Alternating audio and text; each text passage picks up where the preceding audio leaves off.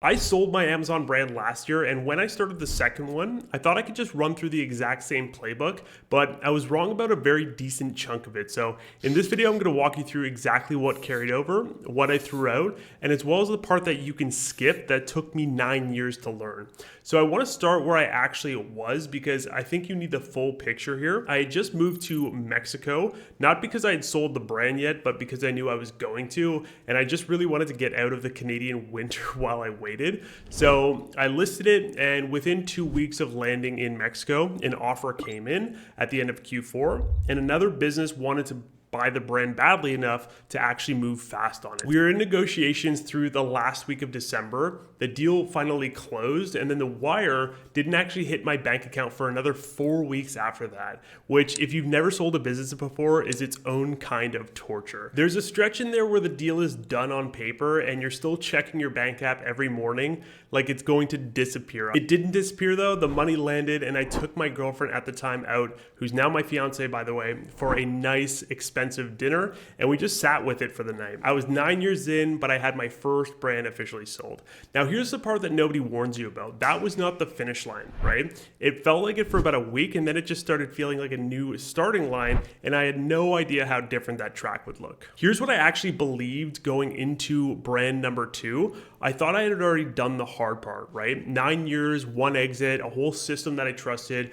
I figured I'd basically be running the same playbook on a new field, but I was wrong about a decent chunk of that. And I want to walk you through exactly where, because if you're building your first brand right now, some of this is going to save you a lot of time. And if you've had a win already and you're about to start a second one, some of this is going to save you from my exact mistake. Assuming success travels with you automatically when it doesn't. Some of it does, a lot of it just has to be rebuilt. The first thing I did differently was I didn't go at it alone this time. Brand number 1 I built completely by myself, which was in the RV accessories niche, a category that I had zero personal connection to, which is a lesson for another video, but I did the entire thing solo. Every decision, every 2 a.m. doubt spiral, every is this thing actually working or am I just lying to myself here moment, that was just me and my laptop, right? But this time I brought in a business partner, someone who was already successful in the niche that we were entering, someone that I could actually argue with about a decision before we made it instead of after.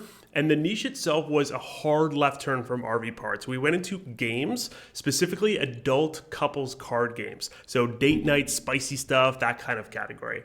Now here's the kicker. Amazon treats that category very, very differently. And that difference ended up teaching me almost more than anything else about this new brand. But before I get into what broke, let me talk about what actually carried over completely unchanged, because not everything did. The one thing that did travel with me from brand number 1 to brand number 2 fully intact was the obsession that I developed over the data. So conversion rates, reporting, sitting in the numbers long enough to see what they're actually telling you. And that wasn't a skill I had when I started selling in 2017. I had built that over 7 years on the first brand, and it's the one habit that I just walked straight into the new business with me. Everything else I had to rebuild basically. And here's where it gets interesting, and the part that I actually want you to remember, because it's actually classified as an adult product, Amazon doesn't actually let me run any PPC on it. No ads at all. So that's for my launch, for events, anything. So if you've ever launched a brand before, you know how big of a deal that is, because Amazon ads are the lever that almost every seller pulls at first. It's the thing you lean on when the listing isn't converting yet, when you need traffic fast, when you need to force rank in the first 90 days. I didn't have that lever, not even a little bit of it. So I had to completely throw out the PPC will bail me out mindset completely. That forced me into work that I never really had to do properly on the first time around. So optimizing the listing itself alone, title, images, A+ content, all that sort of stuff.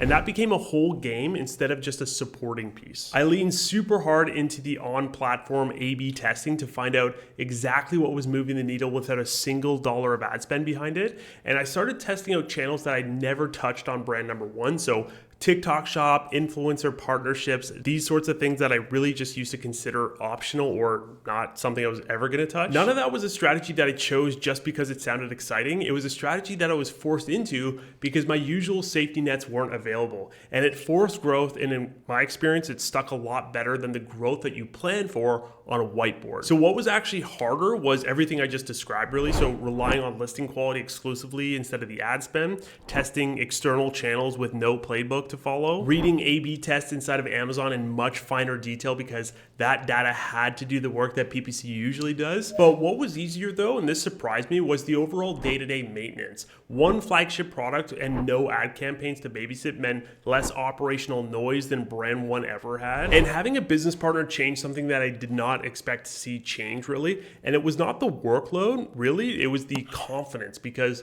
on brand number one, I was still making every single call solo, and I was constantly second guessing myself because there was no one to really stress test the decision with me. But this time, decisions get discussed before they get made. That alone has led to much better calls and a lot less pressure that I used to carry entirely on my own. So here's what 9 years and 2 brands actually taught me, and it's not what I expected going in. Selling a brand isn't proof that you built something valuable once. It's proof that you can do it again, but only if what you actually built the first time around is a repeatable process, not a lucky product. The specific tactics changed completely between those 2 brands. The niche was totally different. The traffic sources had changed a little bit. Even my biggest lever, PPC, got taken off the table completely. What didn't change though was the habit of reading the data closely enough to make honest decisions instead of hopeful ones. And that's the actual skill. Everything else is just the current version of the playbook for the market you happen to be in right now. So if you've never sold a brand or anything like that and you're wondering what part of this you can actually do this week, here's your move. Go to empireflippers.com and get a free valuation on your business.